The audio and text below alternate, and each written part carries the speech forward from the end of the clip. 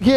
OPS को लेकर के तो बहुत सारे संगठन लामबद्ध हुए जी। बहुत सारे संगठन जो है रामलीला ग्राउंड में देखिए आपने बहुत बड़ी बड़ी रैलियां की, जिसमें all India SC/ST railway employee association भी पार्टिसिपेट किया था। जहां तक ओपीएस की बात है तो जिन लोगों ने ओपीएस को छोड़ करके एनपीएस अपनाया, जिन लोगों ने एनपीएस के ख़त्म करके यूपीएस अपनाया, उन लोगों ने कहीं ना कहीं सरकार के साथ जाकर के समझौता किया और यूपीएस को एक्सेप्ट किया है। लेकिन all India SC/ST railway employee association हर उस संगठन का साथ देगा जो ओपीएस को लाने का काम करेगा और पुनः ओपीएस को वापस मतलब SC/ST रेलवे वेलफेयर एसोसिएशन जिसमें 3.5 लाख कर्मचारी हैं, उनका नेतृत्व कर रहे हैं आदरणीय महामंत्री अशोक कुमार जी हमारे साथ बैठे हैं आज के इस केंद्रीय राष्ट्रीय अधिवेशन में। पहले तो सबसे पहले यही पूछ लेते हैं कि संविधान दिवस के उपलक्ष्य में मनाया गया है, नागपुर ही क्यों चुना सर? देखिए ऐसा है कि जब से भारत सरकार ने इस 26 नवंबर को जब संविधान दिवस घोषित किया है, उसी क्रम में हमारी जो केंद्रीय कार्यकारिणी है उसने निर्णय लिया कि भाई क्यों ना हम भी बाबा साहब डॉक्टर भीमराव अम्बेडकर के बनाए हुए संविधान को सम्मान देने के लिए 26 नवंबर को ही अपना वार्षिक अधिवेशन करें। तो इसी क्रम में हम लोगों ने ये जो केंद्रीय कार्यकारिणी है इसका वार्षिक अधिवेशन हर वर्ष 26 नवंबर को आयोजित किया जाता है। बीच में कोरोना की वजह से नहीं हो पाया। पहला अधिवेशन हमने कलकत्ता में किया, नेताजी सुभाष चंद्र बोस स्टेडियम में, फिर उसके बाद में गुवाहाटी में किया, फिर जयपुर में किया, फिर उसके बाद में हमने चेन्नई में किया। और इस बार जो बाबा साहब डॉक्टर भीमराव अम्बेडकर के द्वारा जिस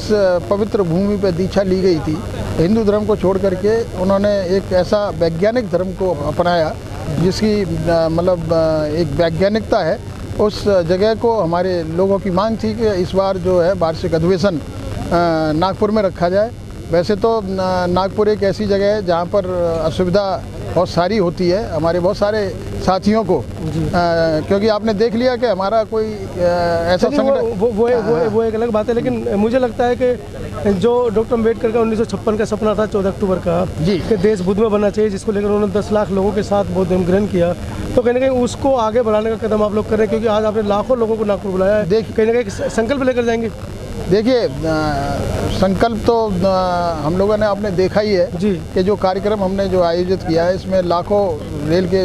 दलित कर्मचारियों को हमने यहाँ पर आमंत्रित किया और लोग इकट्ठे भी हुए। हमारा एकमात्र संगठन है कि हम कभी भी ऐसा कार्यक्रम जो करते हैं वो सारे लोगों को आमंत्रित करके एक पहचान बनाने का प्रयास करते हैं और एक बताने का प्रयास करते हैं कि all India SC/ST railway employee association एकमात्र संगठन ऐसा है जो अनुसूचित जाति जनजाति की समस्याओं को लेकर के सरकार के सामने प्रश्न उठाता है और अनुसूचित जाति जनजाति की समस्याओं को निवारण करने के लिए तत्पर रहता है। इसी क्रम में आज जो यहाँ पर लोग एकत्रित हुए हैं, ये बाबा साहब डॉक्टर भीमराव अम्बेडकर ने जिसके लिए आप बोल रहे हैं दीक्षा ली थी यहाँ पर बौद्ध धर्म ने बनाया था, तो कहीं ना कहीं जो हमारे दलित समाज के लोगों की जो भावनाएं हैं वो बाबा साहब डॉक्टर भीमराव अम्बेडकर के साथ जुड़ी हुई हैं। और कहीं ना कहीं एक प्रयास हमारा ये है कि किसी भी तरीके से हम जो बाबा साहब डॉक्टर भीमराव अम्बेडकर का बताया हुआ जो रास्ता है उसको अपनाने का काम करें। चलिए ये तो व्यवहारिक बातें रही, अब आते हैं सीधा मुद्दे पर। आज आदरणीय रेल मंत्री वैष्णव साहब यहाँ पहुँचे,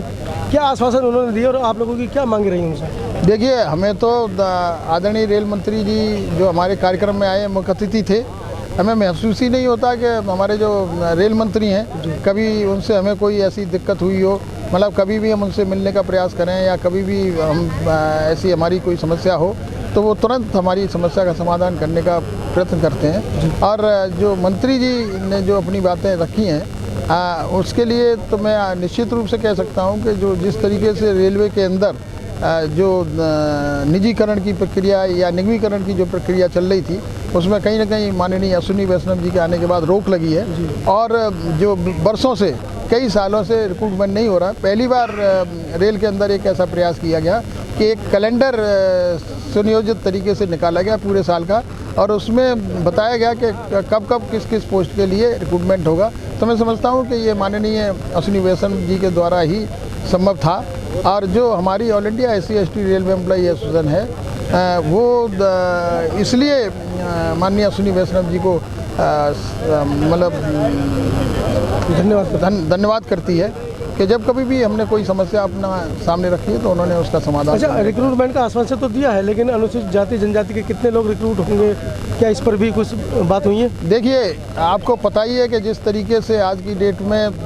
रेलवे क्या पूरे देश के अंदर जो वैज्ञानिक मतलब जो टेक्नोलॉजी डेवलप हो रही है, मतलब हर चीज़ टेक्नोलॉजी के हाथ में जा रही है। हर चीज़ जो है जो पहले इंसान किया करता था उसको आज मशीन करने लग गई है। तो कहीं ना कहीं ऐसी रोक लगी है कि जिसकी वजह से रिक्रूटमेंट बहुत कम हुए हैं, और रिक्रूटमेंट कम होंगे तो निश्चित रूप से जो अनुसूचित जाति जनजाति का जो बाबा साहब डॉक्टर भीमराव अम्बेडकर का प्रावधान था 15 और 7.5% का, उसमें भी कमी आएगी। जी,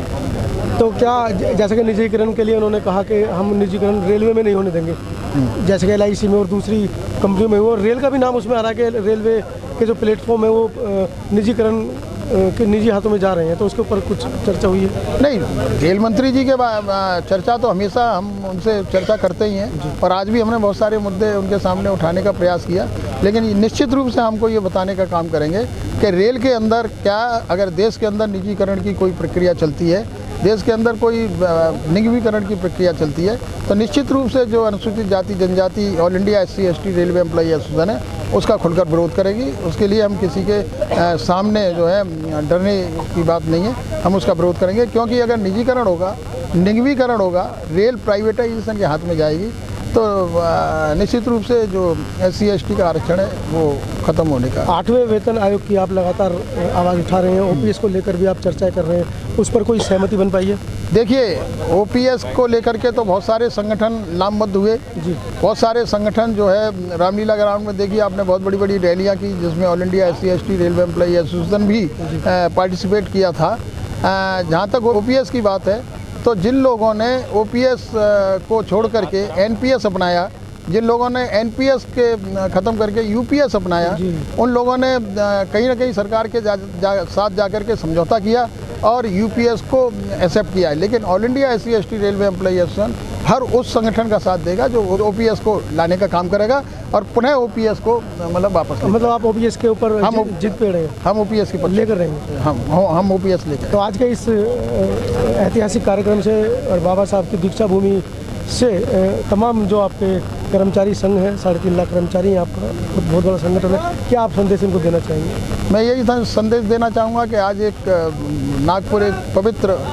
जगह है, पवित्र भूमि है, जहाँ बाबा साहब डॉक्टर भीमराव अम्बेडकर ने अपनी, जिसको कहते हैं कर्म भूमि भी जिसको कहते हैं, उसकी शुरुआत की। और यहाँ पर एक ऐसी जगह को चुना उन्होंने देश के अंदर, तो कुछ कहीं भी चुन सकते थे, वो बौद्ध धर्म कहीं भी अपना सकते थे, लेकिन जो मतलब इतिहास बताता है कि ये नागाओं की बस्ती थी या नागाओं का लोग था ये, और कहीं ना कहीं वो आदिवासी या जो नागपुर भी जो बसा हुआ है वो आदिवासी जो महाराजा था उसके द्वारा बनाया गया है। तो बाबा साहब डॉक्टर भीमराव अम्बेडकर ने नागपुर को ही चुना दीक्षा के लिए। तो आज ऐसी पवित्र भूमि से मैं तमाम अनुसूचित जाति जनजाति रेल कर्मचारी को अनुरोध करना चाहूँगा कि बाबा साहब के बताए हुए मार्ग पर हम ईमानदारी से चलने का प्रयास करें और कहीं ना कहीं अपने आप को मजबूत करते हुए संगठन को मजबूत और समाज को मजबूत करने का काम करें।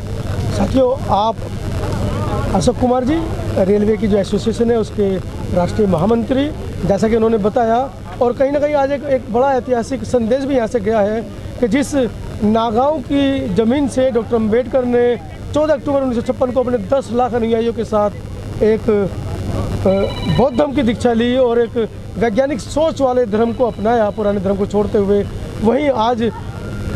56 के बाद आज ये पहला एक ऐसा प्रयास है जहाँ पर 3.5 लाख लोगों का जो समूह है, चाहे समूह पूरा ना पहुँच पाया हो, लेकिन एक मैसेज 3.5 लाख लोगों में गया है। 3.5 लाख लोगों के साथ उनके परिवारों को अगर देखें तो 10-15 लाख से ज़्यादा का परिवार का समूह बैठता है। तो एक वैज्ञानिक सोच का जो डॉक्टर अम्बेडकर का जो उद्देश्य था भारत देश को बुद्ध में बनाना, उसका भी एक बड़ा मैसेज आज नागपुर की इस